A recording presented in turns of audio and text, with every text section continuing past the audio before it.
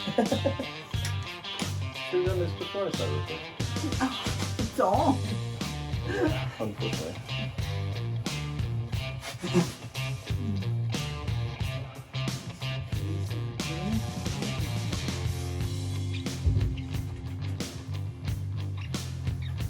Wow.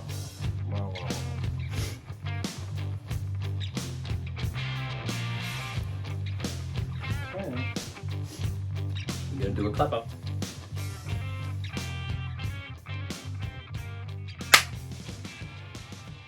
Very good. My ears are ringing. Your ears are ringing. Good. Well, okay. Welcome back, everybody, to another episode of the BARROW Podcast. We are at, did you know, episode 10. Unbelievable. Which means, as I intended, or as we intended, we're precisely, exactly halfway through. I should probably do just a tiny little bit of housekeeping stuff. Mm-hmm. One is to say that, you know, we always intended that the series with writing this memoir would last about 20 episodes, mm-hmm. give or take. It seems pretty much like we're on track to do 20 exactly, which I kind of liked as a number.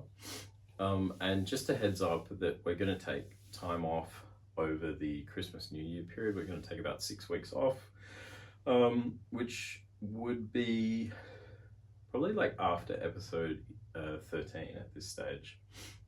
So episode 13 will air, and then that'll be kind of mid-December, and then we'll be back like, I don't know, end of January, early February, something like that. So just a heads up on that.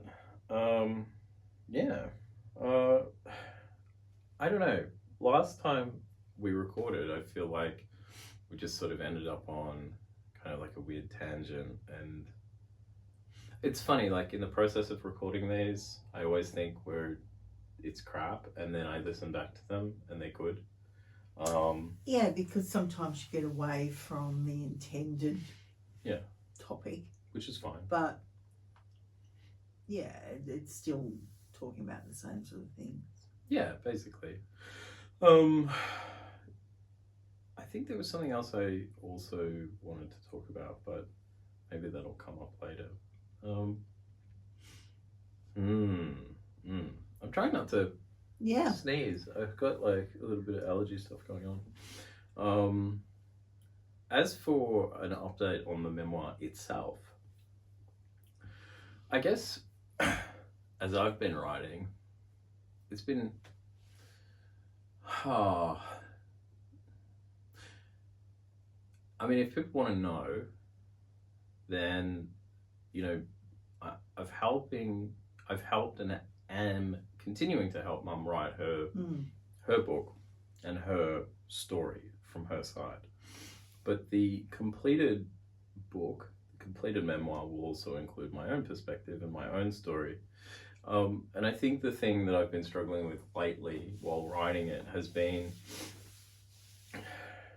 sort of a bit like if you're playing basketball or something, like when to pass and when to shoot, you know? Oh, yeah. So sometimes I'm like, give it over to your voice, and then sometimes I'm like, maybe I need a bit more of myself here, and Well, it's the nature of the story, really, the interconnection. That's right. That's the whole point. I mean, that's what I'm trying to highlight is how similar our perspectives are, despite there being a generational and time gap. Yeah, and also to that point that we're trying to make, how things just keep going rather than change. Yeah. And that's quite frightening, really. Yeah. And it must happen in other families in other ways. It happens a lot. I mean, people talk about intergenerational trauma, they talk about legacies being passed on, they talk about cycles, the past repeating itself, all that sort of thing. I mean, we know this. So, you know, I'm trying to highlight a lot of that in the writing and sort of bring those themes, those elements to the fore. But I'm also, you know, manipulating timelines, going back and forth between, you know, a kind of a present set main narrative, which is us actually writing the book and, you know, me being here for the first time in a long time, and then going back to the past. And, you know, I mean, the memoir presents challenges because it's like, you want to write loosely, you want to write in a way that reflects memory, the fact that, you know, like things come in and out, but then you also need clarity. I mean, you can't just be all over the place. Yeah. So it's challenging, and it's certainly presenting those challenges, but that's kind of... I think that must be a general challenge with memoir itself. Yeah. Because the timelines become meaningless because it's the feelings that you've had and the feelings that you want to get across. Well, that's always the thing. It's what you've come out within your own life, you know. Yeah. The feelings that you have and how they've affected the decisions. So it doesn't really matter if it ties to that event or that event. It's all cumulative. Yeah, well, I mean, like, one of the... Oh, did I say that? Cumulative? Yeah, of course. For sure. Like, you know, one of the books that we looked at on the book show, which was The Erratics, the first one we looked at, actually, you know, that author, she does such a good job at, like, indicating time and moving in time, moving through time. So that's all stuff that I'm trying to take cues from and learn from. And also, like, you know, in our experience, you know, you were really bogged down with timelines and details and stuff, and I'm telling you, look, details are important, but they don't matter. It's good to establish a timeline so you understand what's happening and what has occurred. But then when you go to, like, put something together, it's like, well, they're significant in the research phase, but then they're not significant in the kind of like putting it together phase. Yeah, which has been interesting. And, you know, I've tried to create, or we are trying to create something of a linear, you know, sort of through line with this show, but at the same time we're also jumping around. So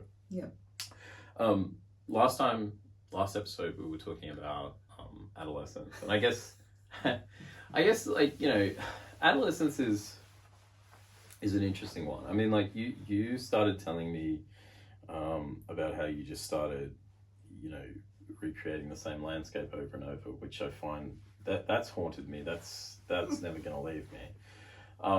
But no, the point that I was getting to and what I wanted to sort of wrangle you on was, you know, adolescence to me is about, yes, finding yourself in the world and all that who am I stuff. But, you know, from a developmental stage, it's this key moment of sexuality stuff. Like, it's sexual development, puberty, awareness of body, awareness of that side of things.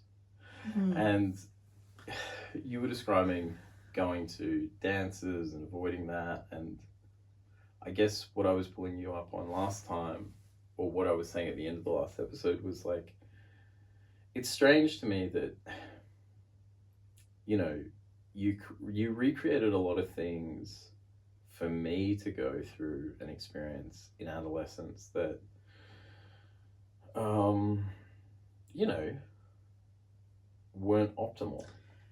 Yeah, it's pretty unforgivable, really. No, I don't mean that way, but don't you acknowledge the roughness that you felt and sort of want to make it better for the next generation? Yeah, sure. But I guess... I think with me, it's just, for whatever reason, not being completely tuned in. Sure. But I, like, let's look at something specific, okay? So I'll ask you a question about this. Single-sex schools. Feelings on single-sex schools? Well, for me, that was safety. So you didn't have to deal with that sort of stuff. Deal with what stuff? What are you talking about? Like, what are you saying? Well, hang on a minute. You mean normal life? No, I just don't know. question. I don't know, because you come out of primary school where you just played with the boys and the girls. Right. So then you get funneled into an all-girls school, and then why do boys become a thing to be awkward about? No. It's like, weird. No, I'm asking myself the question. Okay, sure. But like, let's just take it back a notch. Like, I'm not, it's not personal. Like, just generally, on the whole, single-sex schools, should we have them still? Oh, How do you feel about them generally, like as a thing, as a structure? I think now I would feel that on some levels that they're not the greatest thing. Why?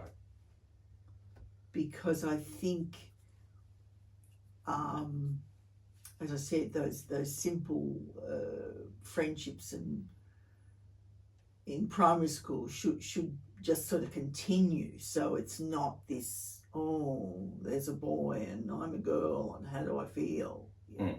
I mean, you're going to have that because that goes with the whole sexual awareness. But I think probably in an all-sex school, you're going to come up in a co-ed school. In a co-ed school, I couldn't think of the word. I think that should alleviate some of the awkwardness, but then you'd still find people like me as an adolescent. I think, look, again, as I've said before, I don't think it's about removing feelings or like getting rid of feeling awkward or anything like that. Like, I think everyone feels awkward or whatever. I just wanted to hone in on single-sex schools and like where they intersect with, I guess, your story and my story and their effect one way or the other. And again, you don't have to like join dots that you don't think are linked. I'm not asking you to. My take on it is like, look, I think for memory, the thinking or the logic to single-sex schools is that students will focus better. Yes. I think that's the general sense of things. And that in the female case, no, I'm I trying don't. to search for words. I don't. No, look, I don't think it's one or the other. I think broadly, the logic is that students will focus better in a cohesive environment. It's not about sexism. It's not about gender even really. No. It's about cohesion, which has to do with school uniforms, which has to do with all of that. Like, that's the logic of all that stuff. And I suppose, Toby, when you ask me those questions, I mean, that's what I'm thinking about. I'm not really thinking about that debate. But, okay. Well, hang on. What do you mean, not thinking about which debate? The debate between co-ed and single sex. I think about it more now, having talked about our own experiences and the kind of people we were. Right. But in the moment, I was just so accepting of, well, that's what you do. Right. Okay, sure. But when you say you're not thinking about it in a particular way. I'm not thinking about it in a gendered way. I'm just thinking, well, yeah, the girls go off to the convent and boys go off to... So you're not thinking about single-sex schools as relating to gender or sex. You're thinking about them as relevant to education. Yeah. Yeah. Yeah, okay. I think that's... Yeah. Yeah. So for anyone who just heard that is the kind of work I've had to do to get mums writing into shape. You can imagine how hard it has been. I'm joking, of course. No, but I would say in that, and maybe I'm a sicko pervert, okay? But see, in that, the absence of thought about sex and gender interests me. This is what I'm sort of trying to get to. But you perceive it as that. It's, again, those decisions are made on the basis of your own experience. Okay, I had the cut and thrust of boys and girls in the playground, but it was going to be a natural progression for me to go off to a convent. So I don't know what a high school experience is. I've got nothing to judge that on. I wonder what it breaks down to percentage-wise, decade by decade over the last 4 or 5 decades, because in terms of percentage of population that attended a single sex or a co-ed school, because that's interesting. Also, that plays into it. You see, I'm an outlier here because even though there were difficulties, and we've talked about those, specifically in the last episode, but it was really my experience. I love the nuns and I love the religious aspect. Now, a lot of people, I'm going to shock, because a lot of people my age did not have a good experience. And maybe that's from a religious point of view. So they would have sent their kids off to co-ed schools. Possibly, maybe not. I mean, if it was the religious thing, maybe they just would have sent them to a different kind of school. Do you know what I mean? Like, it might not have been a single sex. Yeah. My point, what I'm trying to sort of keep you on track with today, and failing, I'm at pains to do so. Is that my belief is that, so we've talked about only children, right? Yes. And I've talked about isolation, right? So my feeling is that there are certain environments that compound or detract from or sometimes counter whatever you're experiencing, but you have to know what you're experiencing. Now, here's my point. Yes. As an only child with no family at all, with 2 parents and 1 grandparent who are all only children, with no cousins, with no siblings, to then go, first of all, to then go to school on the other side of the city, out of my neighbourhood. So now I don't even have neighbourhood friends. Yep. And then to go to a single sex school, it really compounded my isolation. Yep. And it compounded my removal from more common life dynamics and arrangements, which would include girls my own age. Yeah. So I don't have siblings. I don't have an older sister whose mates are around the house, or a younger one whose mates are around the house. Yeah. I don't have extended family, or I don't go to school in the neighbourhood and I'm at my mate's house after school with his sister there. Yeah. Do you know what I mean? Yeah. Like, I did have a neighbourhood mate with a sister, but one. Yeah. But like, my exposure to regular life was narrow. And my point here is that single sex schools, I don't really have a feeling one way or the other. If you had sisters and cousins at home, of course, you would understand the difference between going off to school and that school, but at home, my siblings, my mate's sister, my cousins, whatever, and you're getting a mix of different life experiences.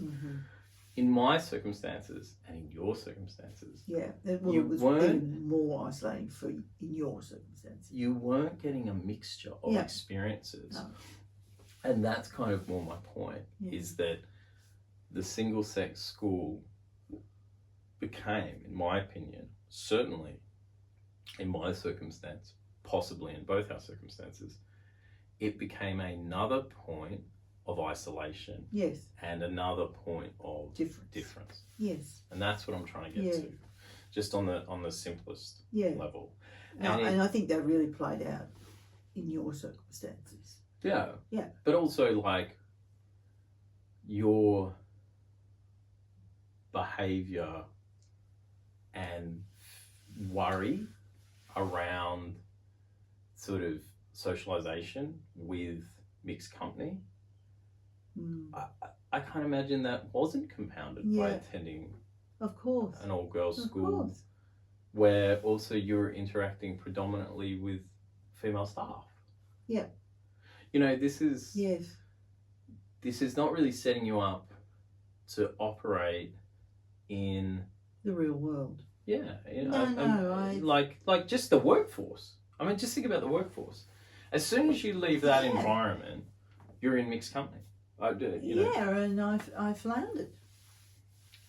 Socially. What do you mean? Oh, but I'm just Yeah. talking about, like, Yeah. you know, you just, what do you mean you floundered socially? What do you mean? Well, it took me a long time to settle into teachers' college. Because it Because was of that. mixed? Yeah, because of all those reasons, I think. Yeah. Yeah. I mean, I really struggled to go to university. Yeah. And But see, no one really, what do you mean? no one's really considering those things. That's my point. Well, yeah, I know. Like you're just expected to just go with it, go with the flow. Yeah, there doesn't seem to be much syncing up between. There doesn't seem to be much of an ability to recognize oneself and one's circumstances and how that relates to life as it will go on. Yeah. Like, there seems to be just what I do and the flow of it, and we just go with it and all this stuff. Yeah. Yeah. And then everybody else, like, Well, but I'm trying to talk about this in a constructive way. I'm not. I don't want to just sort of like, you know. Yeah, but in our case, it relates back to two people who were not socialised themselves. Yeah. Okay. Sure. So they bring that or don't bring that to any decision making. Yeah. Sure. I don't know about that though. Like, again, but that doesn't matter. Again, that doesn't matter. Sure. Because it's like,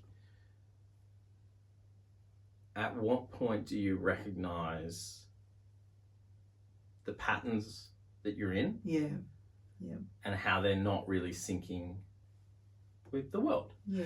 And all I'm saying is, like, it's much like what I said with Only Children. It's like, look, I'm a big believer that most obstacles can be overcome, but they have to be addressed. You have to be aware of them. Well, they have to be recognised, yes. Yeah. And then you have to work to overcome them. And so, you know, if it's the case that, you know, economically a lot more people will have smaller families, this is what I was talking about when we're talking about Only Children, then that's fine. But don't think that you can do that without making some changes. Like, there's going to be have to be more of an effort made to sort of integrate. Maybe, like, you know who your neighbours are a bit more. Like, get back to that sort of stuff. Yeah, but you know, it doesn't. That's not going to really fly in a world where people are already feeling quite isolated and siloed by circumstances. circumstances anyway. And the same thing with this. It's like, you know, single-sex school makes sense if it's in context with a wider array of experiences and a bigger life. Again, if that isn't the case, well, maybe the local co-ed school is better for generating that sense of community and socialization for somebody who's already isolated. So you've got to be aware. It's about awareness. That's all I'm saying. Well, I mean, therein is the problem. There's never been an awareness of. You're on a downer. You're on a sort of there's no. No, but well. Yeah. No, sorry, I didn't mean to cut you off. I just to be on a downer, but you've got people in the family that are not thinking on that level. Okay, sure. It's just whatever is in front of them. Yeah, but this is my frustration. It's like, okay, I've heard that answer to death, and I acknowledge that answer. That's great. But what do you mean people aren't thinking? Like, you're not aware of sex and gender? Like, no one is? I mean, come on, that's crazy. What does that mean?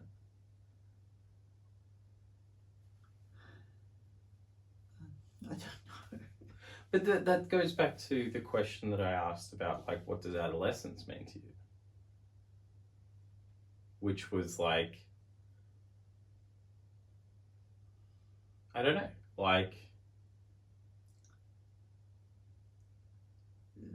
I'm not giving you those answers again. Well, I mean, no, it just, I guess I'm like a little, I'm trying to put it in, I'm trying to, yeah, I don't know, I can't get my mind around the question I'm trying to ask. But, yeah, I guess that kind of, I was going to say a line that you just love, that sex creeps in.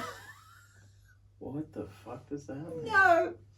Jesus. Well, now, if I was perturbed last time. Yeah. Sex creeps in? Oh, I'm scared. I'm really scared. Well, this is the time when I get really interested in football. And it's not just the game. Oh. So there you are. Where does that awareness come from? Oh, boy. Oh, okay. Jesus Christ. I think you were concerned that my answers were always asexual. That's what I meant. Sex was creeping in. Oh my God! With the little finger move you just did when you said sex creeps in, I will never sleep again. I'm just so haunted by some of the stuff you've said. And then, of course, friends of mine who left school early were dating, and then a friend of mine got pregnant. She was more than dating. Yeah. So it's not that I wasn't aware of what was happening. It made me out to be this. Sex was lurking. And then it crept in. It's like, sex sounds like a bit of a pest. In general, yes. Well, look, okay. In like the most blunt terms, I guess, okay, like let's sort of just reset a little bit. In the most blunt terms, one of the fights that you and I have been having, not a fight, but an ongoing sort of point of contention, really since this thing began a few years ago, really, has been like, I just kept saying, like, how can you write about your life and not write about sex? And I've also been sort of insistent that sex, gender, relationships, like, let's package that all up, that is probably almost like a third of a person's whole life. Like, you've got that, you've got career, and you've got something else, like whatever people are defined by. In my case, it was to be avoided. No, but okay, but like all jokes and quips and knocking it aside. But I'm just trying to explain why I don't readily go to talk about. But that's what I mean. It's like when I bring up like something like this, a single-sex school, you think about education. Yeah, I think about education too, but I also think about socialization and or included in socialization, I think about development, which includes sex, gender, and all those things, right? So you say single-sex school to me, and I go, okay, sure, that's probably a good educational environment. What does that do for dynamics, development, blah, blah, blah? Yeah. Like, that's all encompassing. Yeah. Like, a person, in my opinion, can't separate themselves into discrete things. I'm only a student. I'm only this. I'm only that. You're all the things that you are at once. Yeah. All the time. They're all in parallel. That's what I believe. Yeah. Anyway, the other thing is, I could be dead wrong. Like, I'm sure there are people out there that think, you know, I would come across as like obsessed with this stuff too much or something. I don't know. But no, but you're curious about it anyway. I just see it as all existing together. Like, you know. Yeah. You know, like a personality. And last week we were talking about sort of, you know, the puritanical kind of aspects of some of the sort of political social stuff that we've seen in the last, 15 years or so. I feel like a lot of that is very asexual and very kind of like not really understanding of the human animal, that like people are deeply flawed and they're multifaceted, like they're all sorts of things at once, and that they can't be a discrete entity, good word, a two-dimensional discrete entity. They can't just be a good person or a this or a that. They're like, they're a good person in the moment that they're doing something nice. But that's all that is. It's not totally. But do you think my inability to sort of articulate any of this is, again, my parents? Oh, do you think? I mean, what? What? Like, hang on. What? But how does that fit in? What do you mean? No, I'm not. By the way, I'm not saying what do you mean. Like, you're an idiot for saying that. I just. What do you mean? I'm curious. Well, just experiences not being openly talked about. Like the model behaviour kind of thing, you mean? Oh, right, I see that, yeah. Yeah. Well, I mean, look, maybe I should take the lead on this stuff because maybe I am more articulated about this and like more comfortable talking about it. And so is that like a generational thing, or am I dismissing my generation too much? I don't know. I mean, for sure it must be a generational thing, but I would also think that, like, I don't know, like, so like my experience, right, is like, I think I've said it before, is that like my father left just before I turned 3 years old, and that was in 1991. And not since 1991 have I ever been in a room with my two parents. Yeah. Ever. Yeah. Sure. So I have never had an audience with my parents. Ever. Like, which is really immense. Yeah, when you said that was unreal. But you also haven't seen me in a relationship. This is the next bit. No. Just hold up. Normal life has never been modelled. Just hold up. So I've never been in a room with my parents. I've never had really an honest conversation with either of them until I started talking to you a few years ago. And then, in addition to this, I have never seen you in a relationship with anybody. I have never seen you hold someone's hand. I've never seen you kiss someone or be kissed. I have never seen my father hold someone's hand. I have never seen my father kiss or be kissed. I have never heard you say I love you to someone. I've never seen my father say I love you to someone. And I have never heard anyone say I love you to either you or my father. Unreal. Just think about that. Full stop. Think about how emotionally empty that is.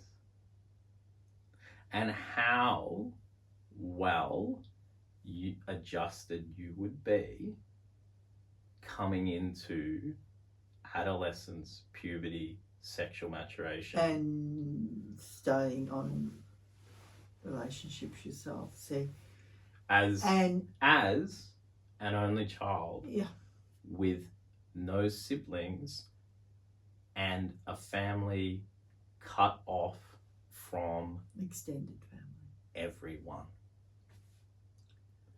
Good luck. Good luck. And it's only until this time that I've even contemplated that. Yeah. So, which is equally damning. At least you've contemplated it now. You know, when you pointed that first fact, you've never been in the same room as your parents. I mean, that just blew me away. It's hard to believe. And then everything you talk about when you talk about parenting is modelling. And you've just listed what was never modelled. Yeah. So, like, I've got a couple of examples from my life. Like, I was going to say, how did you find that when you were in friends' houses growing up? How did I find that? Witnessing other people's families and relationships. Extremely uncomfortable, extremely jealous. Jealous. Yeah, of course. Befuddled? Or just, oh God. No, not I want this. Not confused. I felt uncomfortable and incredibly envious. Oh, wow. Yeah. Okay. Oh, this must be what it's like. Oh, how nice would this be? Oh my God. Yeah, and you see, never in this family did the other three supposed... I'm going to get angry now. No, don't. It's not good for the show. It really isn't if you get angry. No. The other three supposed adults in the room could not grasp that, was not aware of that. Yeah, I don't know. It's unreal, isn't it? No, it's not. It's not because. So, well, look, that we're getting too far ahead here, but the idea there is that, like, you're talking about the three other adults in the room. You're talking about you and your parents, who I grew up with, right? Yeah. Well, no, they couldn't grasp that because they had created a family of their own. Yes. I go back to it should never have been that. See, that scenario, the problem with that scenario was that it filled a void, created a problem, countered that problem, and recreated a new one simultaneously, if that makes sense. That's exactly right. So support given in the moment, fantastic. But it was not only emotional support, it was physical support, and that we all moved in together. Yeah. And fine. fine. Short-term fine. Short-term fine, but then that just grew and took a life of its own, and So thereby created lots of problems. Yeah, it filled a void, but in filling that void, it paved over that void.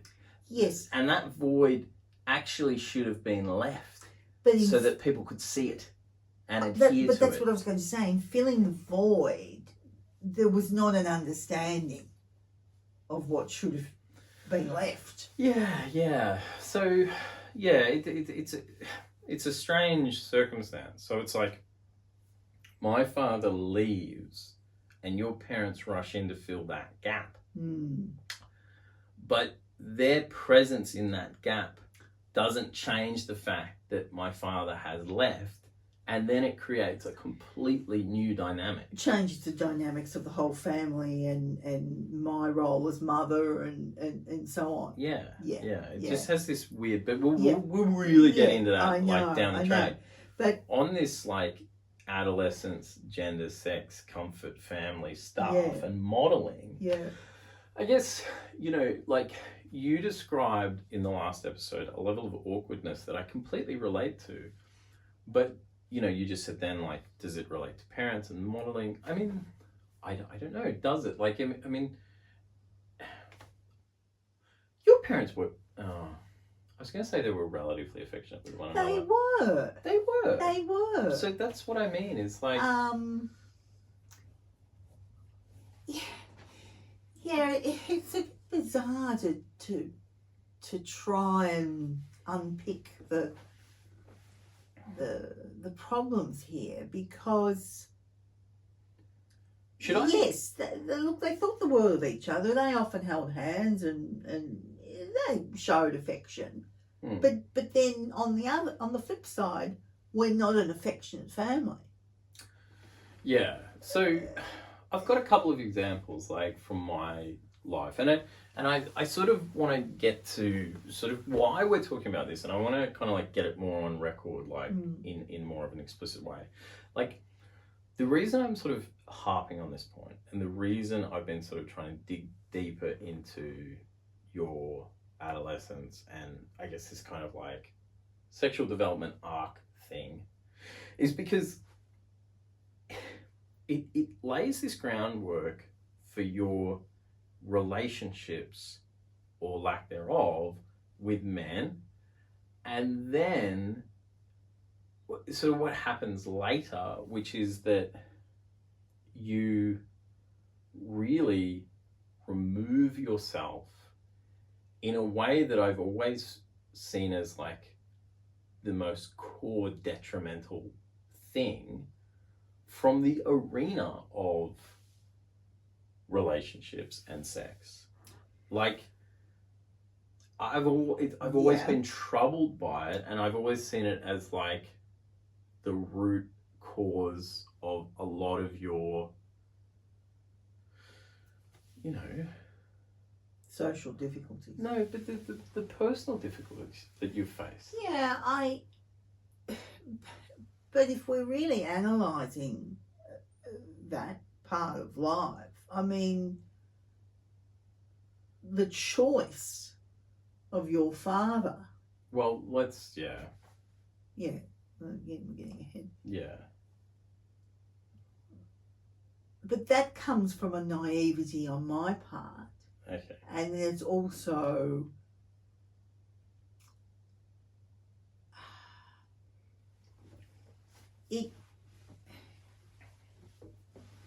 I don't understand the toing and froing of a relationship.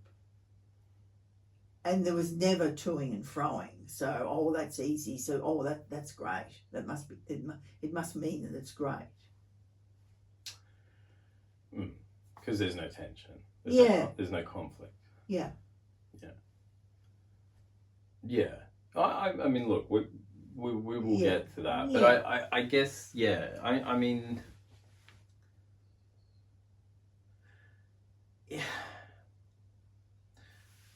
there's just a strange atmosphere that around affection that obviously relates to, well, there's a peculiar atmosphere around affection that pervades one's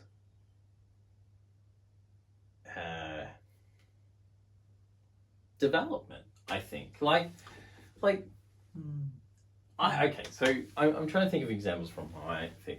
There's one in particular I remember, like when I first started dating somebody, and I would go over to their house, and like their mother would hug me, and I would just stiffen like this, you know, because it was so uncomfortable and unnatural to have any of that kind of physical affection between people, right? Like, and that was also in like social groups and stuff like that. Like, you know, girls would like kiss you on the cheek or whatever if you went to like parties and met up and stuff. And I would just be like absolutely bamboozled by this. Like, oh, what's happening? You know?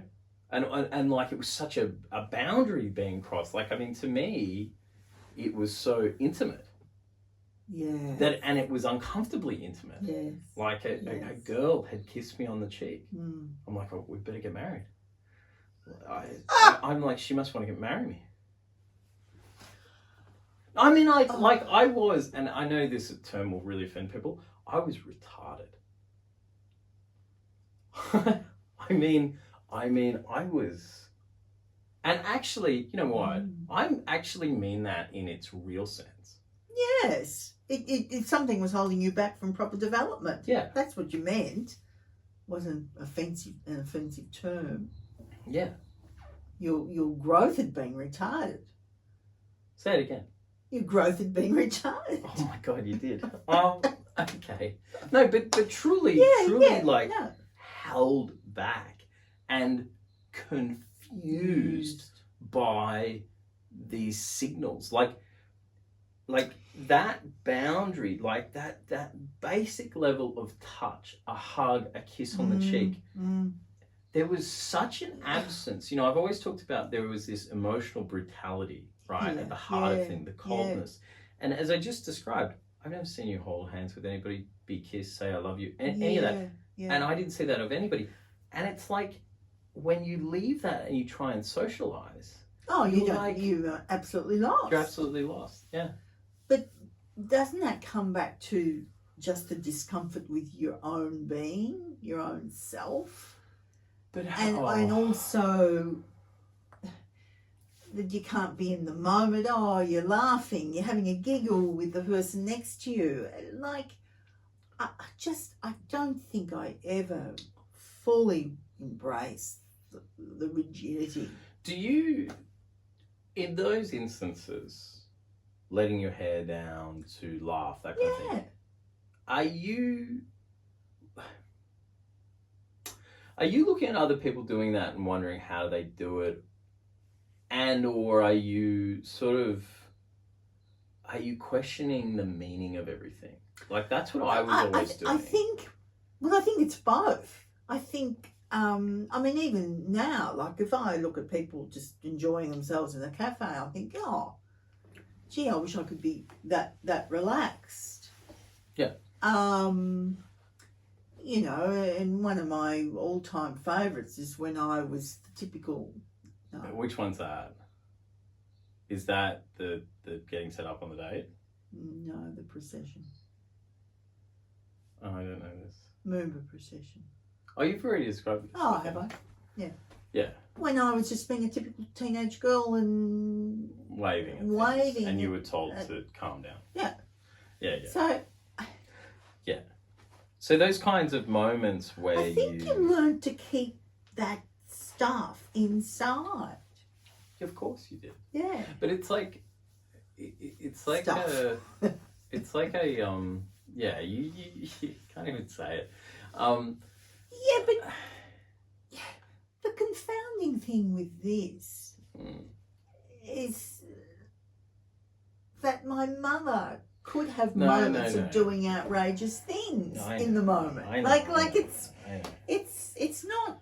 But you gotta kind of get off your mum for a bit. Like it's enough. It's enough with her. Like, no, what I'm trying to sort of talk about though is like, and I don't really know how to unpack it. It's like, because I went to the school I went to, and we would obviously go to parties and socialize with girls, right? And when that started to occur, like, I was really confused. Like,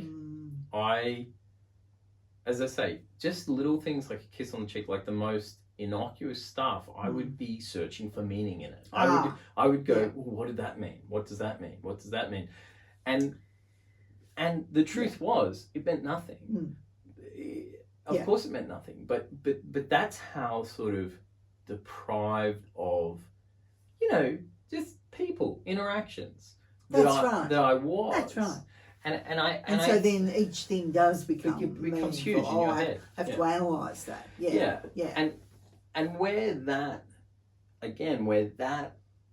deprivation of interaction and socialization intersects with adolescence, then you're getting this tumultuous experience. Yeah, of course. And that's kind of what I've been trying to put on you is like, don't you see how this, coupled with your anxiety, coupled with these things, coupled with, issues that you're having with your body, don't you see how that all just becomes a tornado? Yeah, sure. Through Absolutely. life? Yes. Yeah. And that leads to other choices. Yeah, of course. Yeah. Of course. Yeah.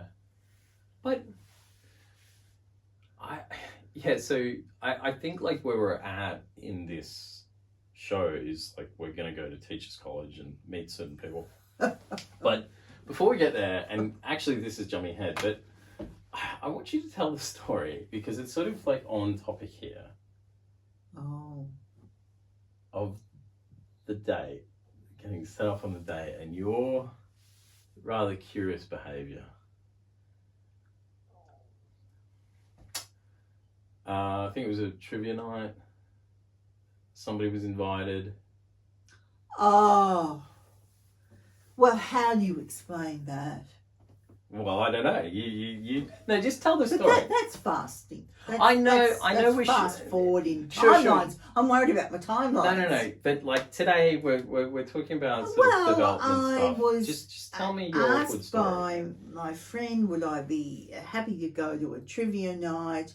And it's and they were honest. It's a bit of a setup. I'm going to be there with my brother and his wife.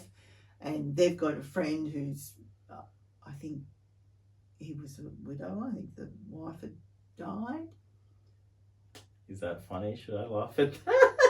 I'm going to laugh. Can't believe I laughed at that. Okay. So like I was privy to what it was all about. It was okay. That detail is tragic and it's really sad, but I go. And to this day, I meet this man, and he's quite a nice man, but I did not talk to him for the whole night. And my other friend, who was just along for the ride. but hang on, like you went out of your way not to. I went out of my way not to engage. So because I didn't know what to do. But like you've described this to me like semi-recently, and you were like. So I went on this thing, I was told it was like a setup, it was a guy, and that you showed up and then this is a trivia night, so you're at a table, you're meant to be talking to each other to solve the questions, like the whole thing is social. You avoid eye contact. Actively. And actively will not speak to him. Why? How did that go? But tell me, how old are you at that point? 40 something? Of course, probably. So 42 to Oh, mate, late 30s. Yeah, in that timeline. 38 to 42. Yeah. Right. So it's just a trivia night, and he's going to be there, and you might get on. He's on his own, and you might get on. You're on your own. You might get on. Yeah. So as soon as that is said, there's a connotation. This is what I'm trying to get to, right? So something. I don't think flips. I'm just going to the trivia night. It was suddenly. What did I say before? Something. Sex creeps in. Sex has crept in. Sex has unleashed that latch. Yeah. Sex is opening the window, stepping through. That's the only way I could describe that. Sex is on the roof. And I was...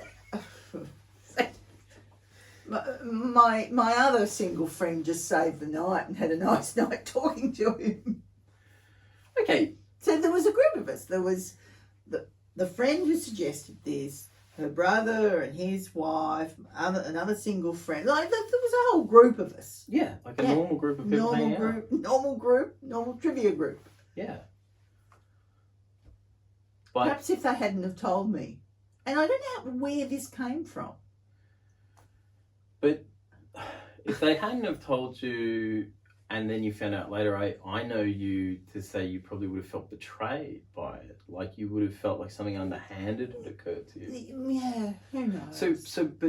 But like this is what I have been trying to get on record with you pretty much for years, and I feel like I'm close to doing it today somehow. But like, what is the connotation, and what is the reaction?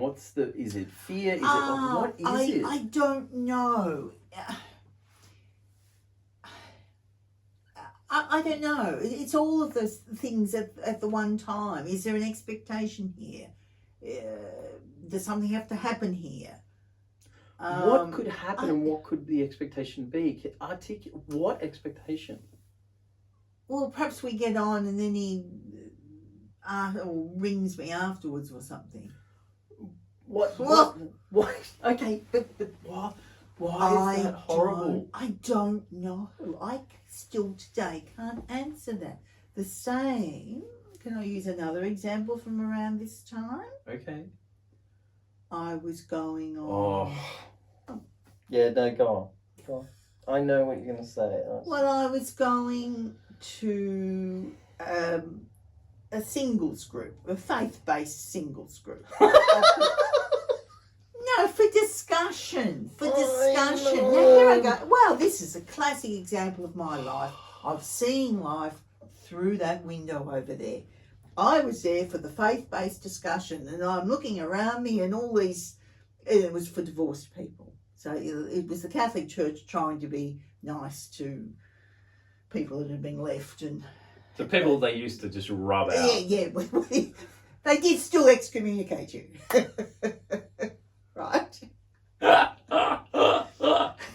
I love the Catholic Church's attempts to be modern. It's so funny because this is 1990. So I'm here, and I'm really into the moment.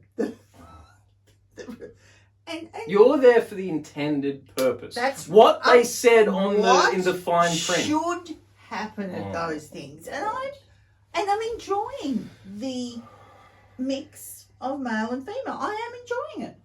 Yeah, and in listening to people's experiences.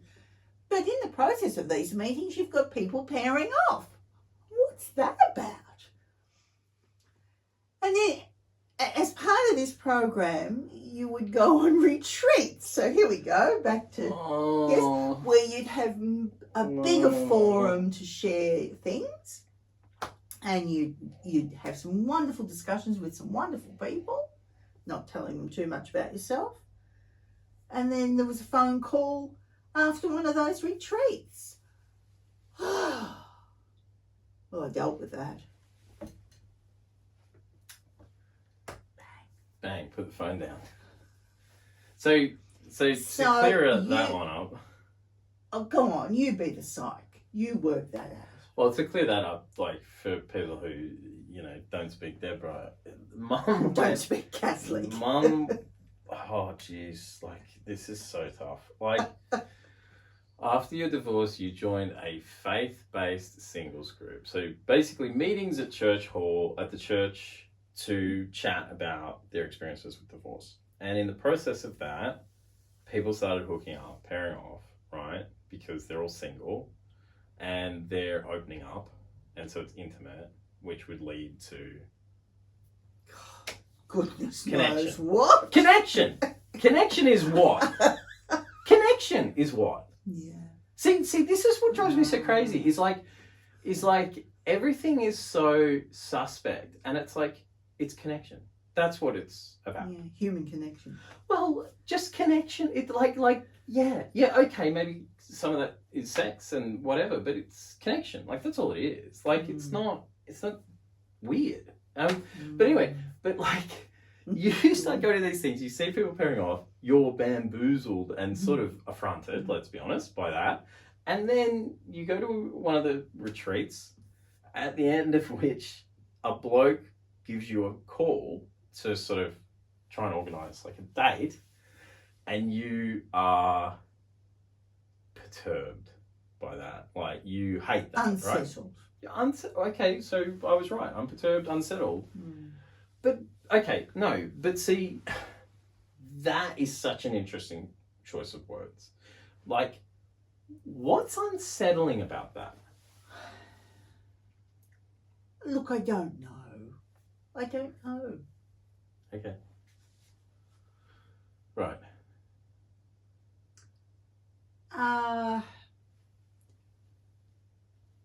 Yeah.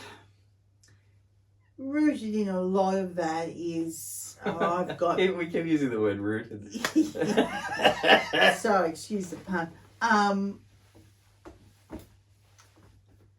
Well, it wasn't the aim to get on with life. It was, I need to bring my little boy up. Oh, give me a break. I've got it. Sorry.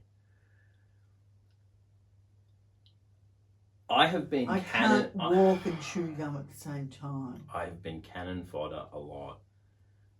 Being weaponized as a screen for you is maybe one of the most egregious.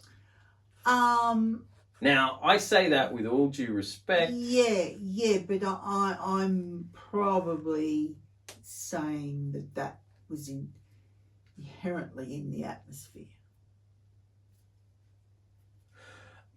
No. That was paid. You vocalized that. You gave voice to that all the time. But I'm saying that was such a bunch of bullshit. Like yeah, sure. I just became the next excuse. Yeah, but coupled with that, Toby, is just still this lack of idea how the world works. Look, I am not trying to make myself out or excuse myself and say, oh, you know, poor naive little thing. No, you're not. You're not that person. I'm not that person. That's what's so strange. I know.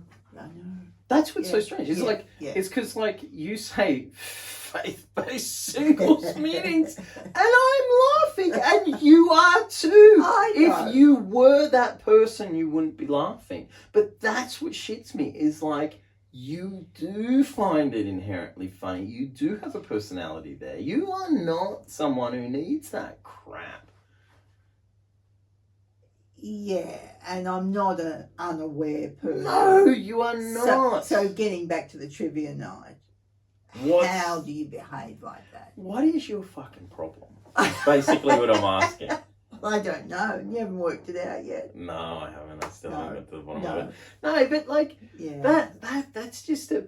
And what I mean about me becoming... I wasn't grabbing it as an excuse, but I was just... No, but that's what I mean about me becoming an excuse was that, like, I became a really convenient way to justify everything. Yes. So, like, the way that this dynamic evolved here with you and your parents, it was all, we're doing it for him, And I'm like, stop fucking using me as the reason this is continuing. The reason that no one actually lives a life. Yeah.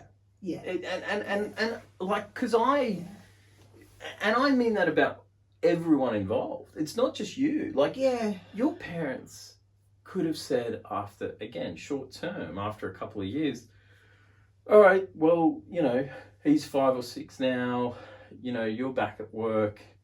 Good luck, guys, get on with it. You know, we'll see you at Christmas and Easter, and we've got, you know, we've got our retirement life to live. And they had plans. all their travel happening. They had tons of plans. And you know, I raising me does not mean you can't have a Friday or a Saturday night out with you know, Joe. It just became such high stakes, didn't it? It just you know, so over the top reaction. Yeah, such an over the top reaction. But again, just to pull this all back before we sort of finish this episode off, is just like, and I still can't say precisely anything about this, but like, what is going on in the atmosphere of sexual development? Because again, I know it feels like I'm harping on, but you take you in adolescence and then you carry that all the way down the line to you at 42 at a trivia thing, and then saying, no, I've got to raise my son, to the point that you never once have an interaction. Me, divorce, all the things. The real constant throughout that is the same attitude. Is a discomfort and an attitude that I haven't fully ever grasped or been unpacked about you and sex. Yeah, and again, I was going to, to fill out the background there, again, not mixing with a broad range of people. At the time around me, I had, all my close friends were people who were not in a relationship, or in fact, who had never had relationships. So again, I'm not fully in. Oh, you were talking about your girlfriends. Yeah. Deborah, anybody who had a relationship with sex would not have them for friends. That's exactly. No. Again, my point. Yeah. My point is that this thing with you and sex is at the heart of almost everything. Yeah. It is at the heart of the relationship with your parents. It's at the heart of how you conceptualize parenting a child. It is at the heart of relationships or not relationships with men. It is at the heart of friendships and who you have for friends as a woman. Yeah.